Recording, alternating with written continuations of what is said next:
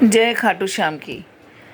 अक्सर हमें जब हम भगवान के दरबार में जाते हैं, हमें दर्शन करते समय या फूल कभी न कभी भेंट स्वरूप मिलते हैं। भगवान के आशीर्वाद के रूप में कभी पुजारी हमें दे देते हैं, ठीक है। कभी वो हमारी झोली में ऐसे, जैसे कल मुझे ये माला जो है उन्होंने दी।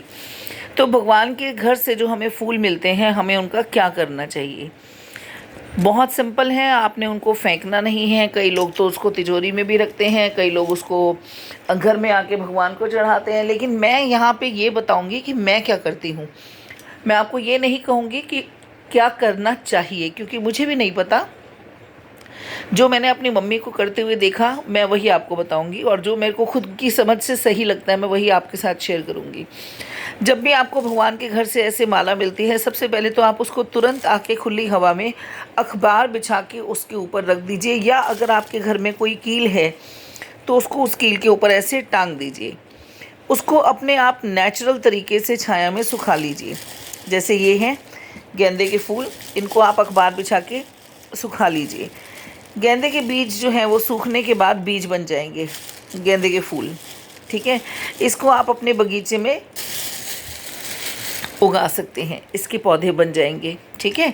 गेंदे का तो सबसे अच्छा तरीका यही है कि इसके फूलों को अखबार पे बिछाएं, सुखाएं, और जब अच्छे से सूख जाएं तो अपने बगीचे के अंदर इसको एक क्यारी में, गमले में डाल दें, तो वहाँ पे बड़ी अच्छी पौध तैयार हो जाती है, पनीरी तैयार हो जाती है। अब बात आती है इन फूलों की, क्योंकि इन फूलों से बीज नहीं बनते। आप इन फूलों को सुखा लें, एकदम पेपर ड्राई करना चाहिए। जब इसमें से चढ़ की आवाज़ आने लगे, इतना आपने इसको सुखाना है। आप इसके दो इस्तेमाल कर सकते हैं। पहला, अगर आप हवन करते हैं तो आप इन पूरे फूलों की सामग्री को हवन सामग्री में इस्तेमाल कर सकते हैं। हवन सामग्री बनाने की विधि मैं आपको अगली वीडियो में बताऊंगी कि मैं घर पे हवन सामग्री किन किन चीज़ों से बनाती हूँ। दूसरा, अगर आप घर में हवन नहीं करते हैं तो आप इसको सुखाकर इसका पाउडर बनाकर आपके घर में अगर कच्ची जगह है तो उस कच्ची जगह में बिखेर दें, और अगर कच्ची जगह नहीं है, अगर आपके घर में गमले हैं, तो आप सारी ये जो सूखी हुई पत्तियां हैं अपने गमलों में डालें। मैं आपको यकीन दिलाती हूँ कि खाद तो चलो ये एक नेचुरल प्रोसेस है, खाद तो बनती ही है, लेकिन जब आप भगवान से लाए हुए फूलों को अपने गमलों में डालते हैं ना, तो आपको ऐसा महसूस होने लग जाता है कि मेरा हर पौधा प्रभु का दिया हुआ है, उनके दरबार से आया हुआ है।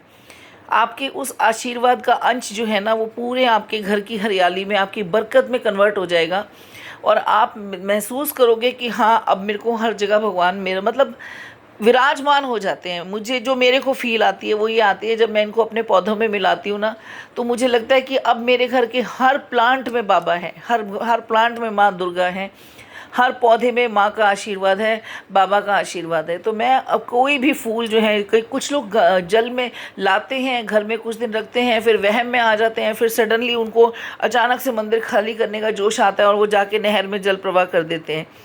नहीं, आपको जो आशीर्वाद मिला है उसका कण कण अपने घर में समाइए। आप उसको हवन सामग्री में इस्तेमाल कीजिए। अगर आप हवन सामग्री में इस्तेमाल नहीं करते, हवन नहीं करते घर पे किसी भी कारणवश, तो आप इसको अपने घर के सारे गमलों में डाल दीजिए। और मान लीजिए कि अगर आपके घर में गमले भी नहीं हैं, ठीक है, ऐसा कोई घर नहीं होता। हमारे हिंदू धर्म में हर घर के अंदर तो माँ तुलसी का पौधा तो आपको ज़रूर मिलेगा, तो आप वहाँ माँ तुलसी के पौधे में डाल दो, बस छोटा सा काम है। आपका आशीर्वाद आपके घर के अंदर हर दिन आपके पौधे के रूप में बड़ा होगा, उसका सारा अंश जो है वो पौधा पिएगा, और वो पौधा आपके आशीर्वाद को हमेशा